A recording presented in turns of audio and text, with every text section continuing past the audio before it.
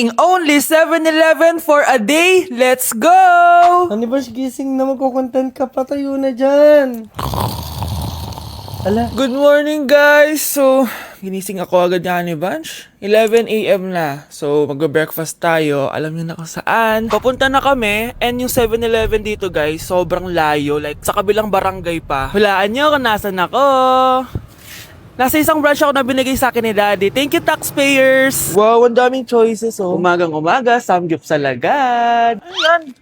Balik mo yan, balik mo yan. Ano na naman to? Bayaran mo to, ah. Sabi, di ba breakfast lang? Parang mag-fiesta na tayo dito, eh. Let's eat! So, itry na natin tong spam musubi. Yan. Mas masarap yung sa Japan, pero masarap din naman to. Meron tayong samgyupsal. Oh! Baho, ah. wow ah. Next is lasagna! Favorite ko yan. Masarap siya, guys. Mantikan ko na makalimutan itong matcha latte from Chingu. Hindi ko siya gusto. Parang lasang artificial. Sarap niya. Two types of people. Ubus namin. Baka sabihin niyo hindi namin inubos. It's lunchtime, guys! So, kakain na naman tayo. Bosh, gusto ko ng pad thai. Hindi po, ate. Kaya nga 24 hours 7-Eleven challenge. May kinikrave na akong ibang pagkain, pero 7-Eleven pa rin tayo, guys. Malay mo may pad thai sa 7-Eleven. 7-Eleven. Let's go! Excited na akong kumain. So, nandito na tayo sa second branch ni Daddy. Yes, kung di tatanong guys, contractor po yung tatay ko. Tara. Wow, parang sarap nito. Ano na naman to? Bakit ang dami na naman? Ito yung kinuha ko kasi patay gutom ako. Water check. Mountain Dew Zero check. Another mukbang. 100 kilo challenge. Tinahin natin tong Gogi Mandu. Ganito yung tsura niya, parang siyang siomay. Sarap! Dito ko lang to natitikman. Wow, ang daming laman. Liempo. Sa akin, chicken. Kimchi rice talaga? Bumili din pala ako ng laing. Laing.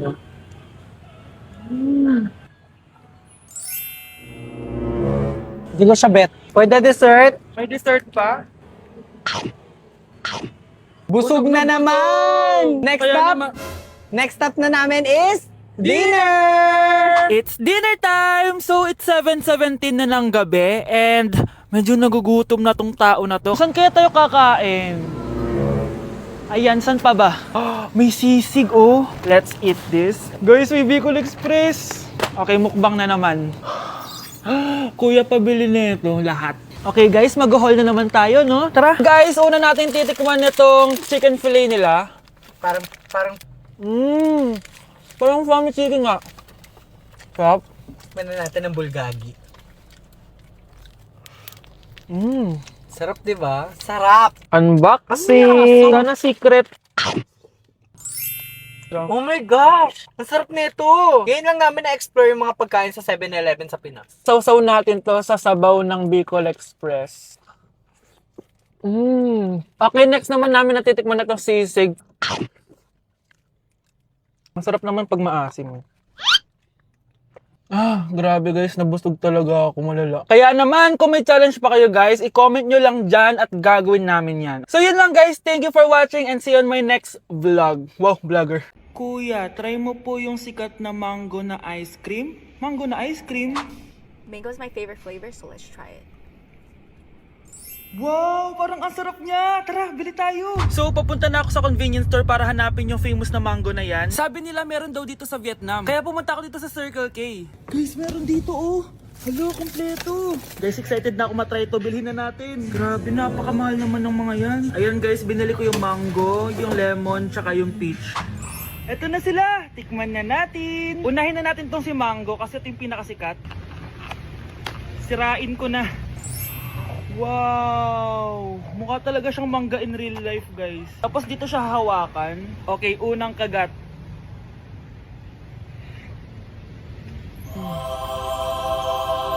Ang sarap niya. Lasa talaga siyang mangga, promise, na may konting gatas. Medyo maasim din siya na onte. 10 out of 10 to sa akin, guys. Okay, next naman itong peach. Mukha siyang puwet ng bata, oh. Okay, kagatin na natin. Ang nostalgic ng lasa niya. Nangingilo ako guys, sobrang lamig. Pero ang sarap niya, hindi siya sobrang asim, hindi rin siya sobrang tamis. Like, sobrang sakto lang talaga. For me, 9.5 out of 10 to. Okay, last, etong lemon. Wow, mukha talaga siyang lemon, no? Okay, unang kagat. Ba't parang wala siyang lasa? Tapos, hindi rin siya lasang lemon. Parang ice cream na wala lasang wala. Wala akong nadalasahan. Alam ba kami sakit na ako. 2 out of 10 lang to sa akin kasi hindi niya ako na-satisfy. For me, masarap naman sila kaya itry nyo guys. At kung may gusto pa kayo ipatry sa akin, itatry natin yan. So comment lang kayo guys. Bye! Christmas music ba yun? September 1 na pala. Anong oras na? Anak, bumangon ka na dyan! Christmas party nyo na! Christmas party na namin! Ready na ako, Nay! Ay wow, excited siya oh. Hi Mare! Long time no see ah. Mare! Hello po Ninang. Eto na ba yung naanak ko? Ang laki na pala niya. Oh eto, aginaldo mo iha. Kukunin ko muna sa kanya baka kasi mawala niya. O sige Mare, tara kain na tayo dito. Ay o sige Mars, tara kain tayo. Oh mga anak, buksan nyo ng mga regalo ni Santa Claus. Ano kaya ang regalo ni Santa sa akin? Sana slime to. Wow, ang ganda naman ng damit na to. Ano to? Deodorant? Alam kasi ni Santa na maasim ang kilikili mo. Nayo! Okay, dalawa. Tama na yan, ha? Nakakamiss maging bata.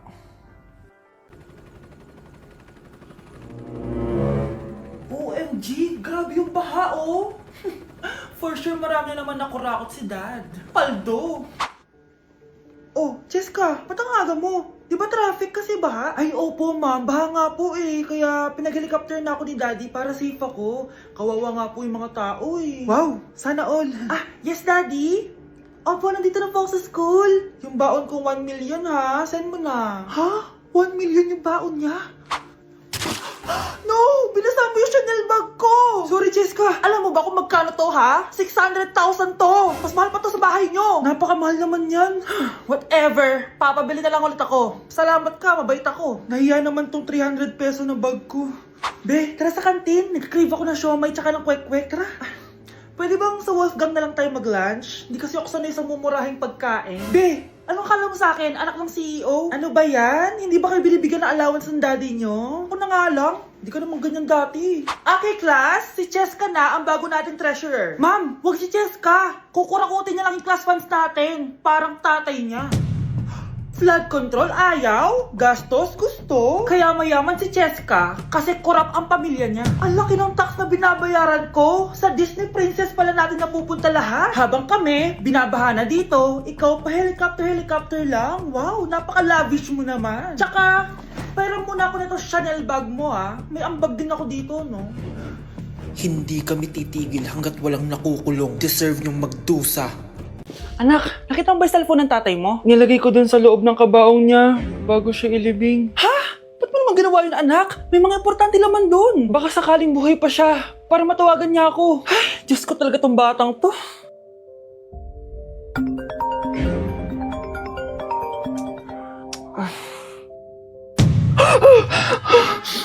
Patawag si tatay.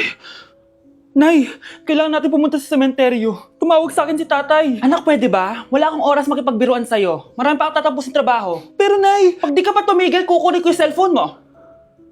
Tay, sumagot ka. Alam kong buhay ka. Sa lahat ng pwede kong makita, ikaw pa talaga. Cheska, tinatawagan ko lang tatay ko. Nababaliw ko na talaga, no? Patay na tatay mo, di ba? Baliw. Hindi, buhay siya.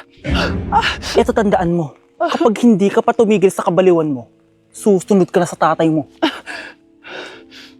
Sinabihan akong baliw ni Cheska tapos sinaktan niya ako. Totoo naman, di ba? Nabuhay ka. Anak, nabalitaan mo na ba? Ha? Ang alin, Nay? Patay na si Cheska. Natagpuan siyang walang buhay dyan sa may ilog. Ano? Ay, Diyos ko, kawawang bata. Tay, sumagot ka na please. Ikaw! Ikaw ang pumatay sa anak ko! Ano? Eh siya nga to ng away sa akin eh. Ikaw ang huli niyang kasama. Tandaan mo to. Isusunod kita sa tatay mo. Tay, hindi ko na alam gagawin ko. Sinisisi ako ng nanay ni Cheska sa pagkamatay ng anak niya. Natatakot ako. Anak, Yung nanay ni Cheska. Oh, bakit, Nay? Pinatay daw. Binitin sa may puno. Ano? Nakakatakot na dito sa barangay natin, anak. Sinong pumapatay sa kanila? Nay, may tao. Sino po sila? Magandang araw po. Ako po si Detective Jason. Ako ang may hawak sa investigation case sa pagkamatay ni Cheska at ng kanyang nanay. Bakit kayo nandito? Dahil dito.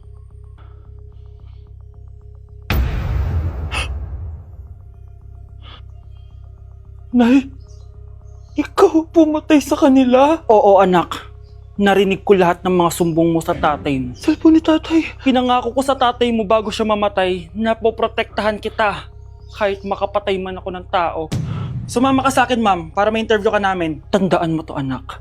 Kahit nasa kulungan ako, poprotektahan kita. Tumawag ka lang. Hay naku, anak. Grabe talaga yung sa Brianna. Ang kalat-kalat palagi ng kwarto. Parang binagyo. Di ka pa nasanay kay Ate Brianna, Nay. Tapos, yung ate Scarlett mo, buong gabi may kausap. Feel ko boyfriend niya yun. Wait lang, Nay. Tapusin ko lang to. Nakikinig ako, promise. Tapos, yung Kuya Miguel mo, palagi nasa barkada niya. Hindi na umuwi dito.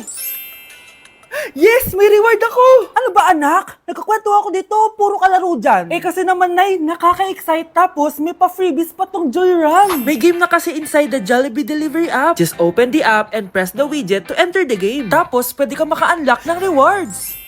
Ang saya naman yan, anak. Pero, paano gamitin yung mga reward? Kapag mag-order ka na, just enter the reward code here to enjoy your freebie. Promo runs from August 11 to October 15. Kaya mag-download ka na rin, Nay. Nandito na yung Jollibee.